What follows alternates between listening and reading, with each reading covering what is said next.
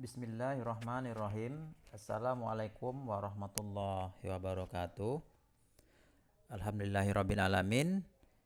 Kita jumpa lagi pada pertemuan ketiga.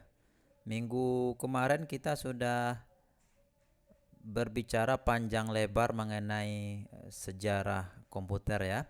Hari ini kita akan membahas tentang definisi dari teknologi informasi. Ya, jadi teknologi informasi ini istilahnya terhadap berbagai macam teknologi yang digunakan dalam pembentukan, penyimpanan, penyebaran informasi untuk berbagai aspek kehidupan manusia. Ya, mungkin di Google juga ada beberapa definisi. Jadi di sini kuncinya teknologinya itu banyak ya untuk pembentukan, penyimpanan dan penyebaran informasi, dan berikutnya berguna bagi kehidupan manusia.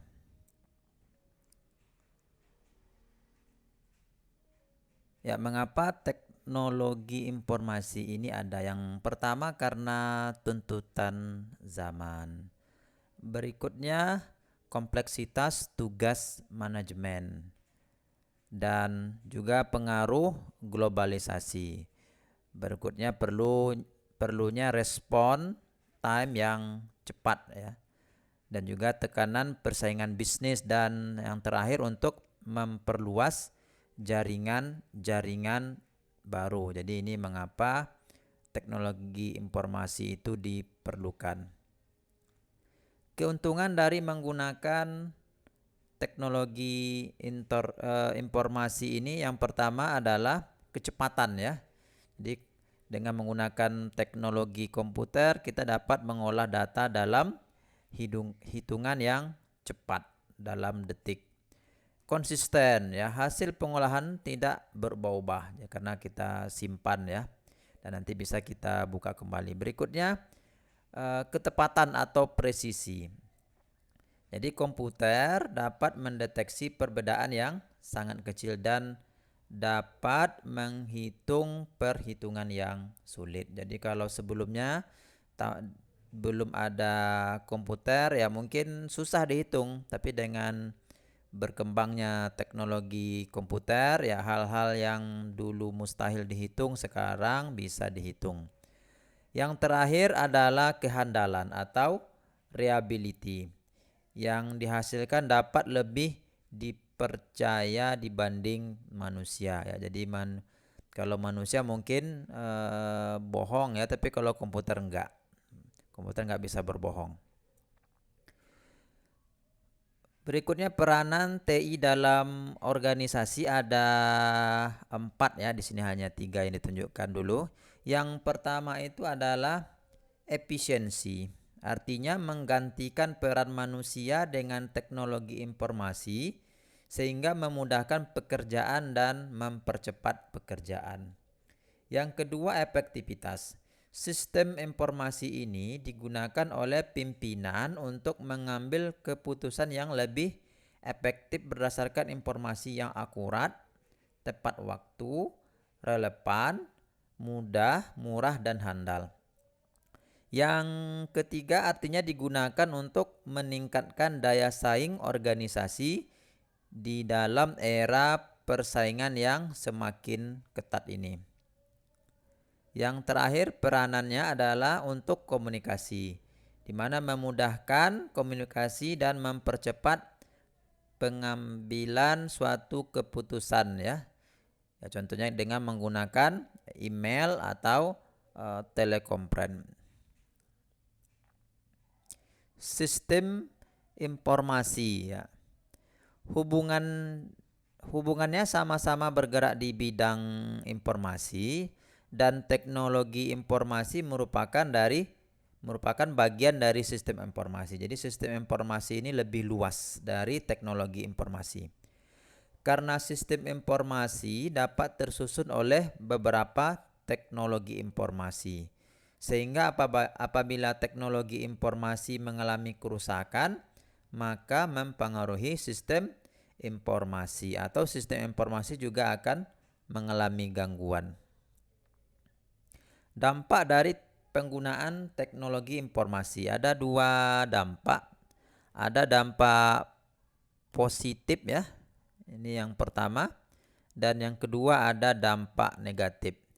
Yang pertama tentu ya, informasi lebih update ya, selalu diperbaharui informasinya. Berikutnya, informasi itu lebih mudah kita dapatkan. Ya, tentu saja menghemat biaya dan membantu pekerjaan manusia, dan teknologi informasi dapat menyimpan data dalam jumlah yang besar ya. Ya mungkin ini kalau dibandingkan dengan data-data yang kita simpan dalam bentuk kertas ya, berapa lemari ya. Berikutnya tentu ada dampak negatif. Yang pertama ya, dengan teknologi informasi ya, penipuan ini akan lebih, peluang untuk penipuan itu lebih tinggi ya, dan juga ada pembajakan. Berikutnya juga pencurian ya, pornografi, perjudian, kekerasan ya. Ya kalau sekarang ya kita sudah sangat memprihatinkan ya tentang judi online ya. Kalau dulu orang main judi mungkin di tempat-tempat dalam semak ya, dalam tempat-tempat yang jauh dari keramaian ya. Ya. Kalau sekarang perjudian itu bisa dilakukan di mana aja, dalam kamar ya, di dalam bus ya. Oke, berikutnya dampak terhadap tenaga kerja ya. Dengan penggunaan teknologi ini ya, tenaga kerja yang diperlukan tentu akan lebih sedikit ya, sehingga mencari pekerjaan jadi lebih susah. Ya, berikutnya juga tentu ada risiko kesehatan. Ya, dampak yang lain itu dampak terhadap lingkungan juga dimasukkan ya. Ya, berikutnya ini salah satu contoh dari penggunaan teknologi informasi.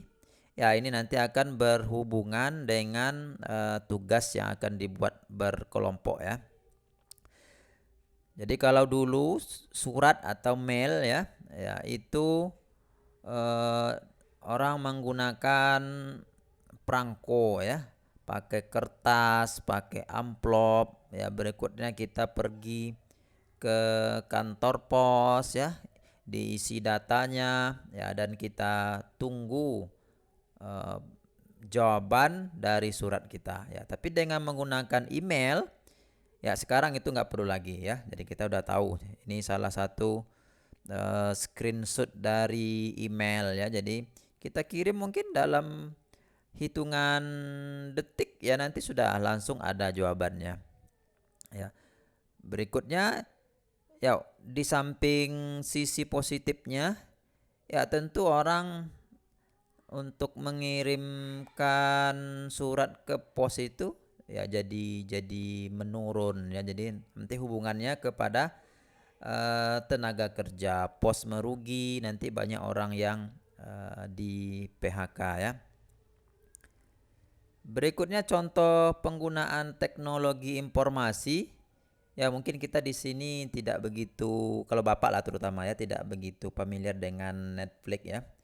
Ya kalau dulu orang biasanya rental CD ya, kita rental ya, nanti dalam beberapa hari dikembalikan ya. Dengan menggunakan teknologi informasi Netflix ya. Ya, jadi kita bisa menonton video dalam jangka waktu tertentu dan tidak ada denda jika telat mengembalikan ya. Paling-paling hanya dicabut langganannya ya. Ya mungkin kalau di Amerika itu ya cukup murah ini, membayar sekitar $8 ya, $8 ya. Ini kalau kurs lama ya. Kalau sekarang ya mungkin lebih juga 100.000 ya. Jadi kita bisa nonton film apa aja yang sesuai dengan selera kita ya. Ya kalau kita bandingkan dengan rental tradisional ya. Kalau rental tradisional apalagi yang pakai CD ya, kadang-kadang tergores CD-nya. Nanti kalau kita buka ya nggak bisa di play padahal kita udah merental ya. Ya, ini materi untuk hari ini. Ya, tugas minggu ini berkelompok ya. Ya, jadi masing-masing akan tugasnya itu berkelompok seperti yang pernah kita bagi pada pertemuan pertama ya. Ya, jadi pertemuan pertama kita sudah membagi ya, ini berdasarkan nomor absen. Ya, nama kelompoknya yang kelompok pertama itu namanya adalah peralatan input ya. Ya, jadi kelompok pertama ya, atau kita sebutnya sebagai kelompok peralatan input bertugas untuk mengkaji tentang dampak positif dan negatif kepada bidang perpustakaan. Ya, silakan nanti diceritakan.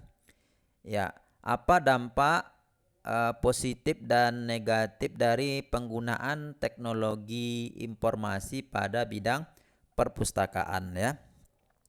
Kelompok 2 ya hubungannya ke transportasi. Apa dampak penggunaan teknologi informasi pada bidang transportasi ya, dampak positif dan negatifnya. Ya, berikutnya perbankan ya. Kelompok ketiga itu peralatan output. Ya, tentu ini sangat banyak sekali ini. Sekarang sudah ada bank yang tidak ada kantornya. Silakan nanti diceritakan ya dampak penggunaan teknologi informasi pada bidang perbankan. Berikutnya pemetaan ya. Ya, ini peta, tentang peta. Ya, ini kelompok 4 ya. Kelompok perangkat penyimpanan nama kelompoknya. Kelompok yang kelima itu ya bisnis ya, ini jelas ya, ada marketplace, ada Shopee dan lain-lain. Silakan nanti diceritakan dampak positif dan dampak negatif teknologi informasi pada bisnis ya. Berikutnya kelompok 6 ya, pada pembelajaran ya, jelas ini ya. Ya, dulu nggak ada Google Classroom, sekarang sudah ada Google Classroom. Ya, kita punya Zoom, punya Google Meet. Yang terakhir ya, ini menarik ini. Ya, pengaruh dari penggunaan teknologi informasi pada pemilihan umum ya. Ya, memang kalau dibandingkan dengan negara maju ya, kalau negara maju itu pemilunya sudah pakai kayak mesin ATM pakai sidik jari ya.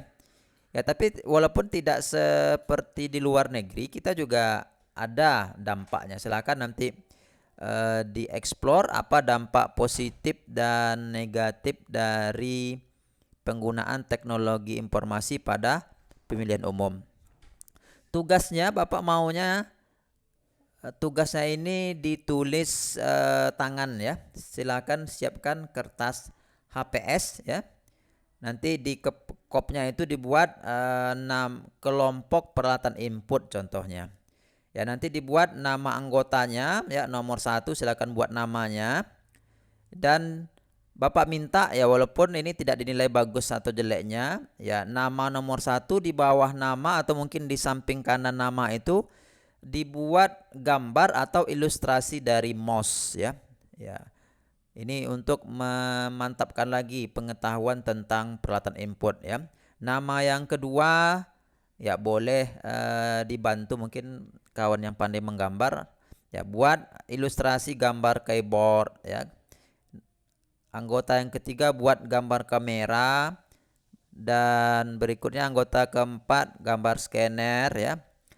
Mungkin di sini tidak semua yang ada gambar seperti Microsoft Word ya, nanti ikonnya aja, logo dari Word itu aja.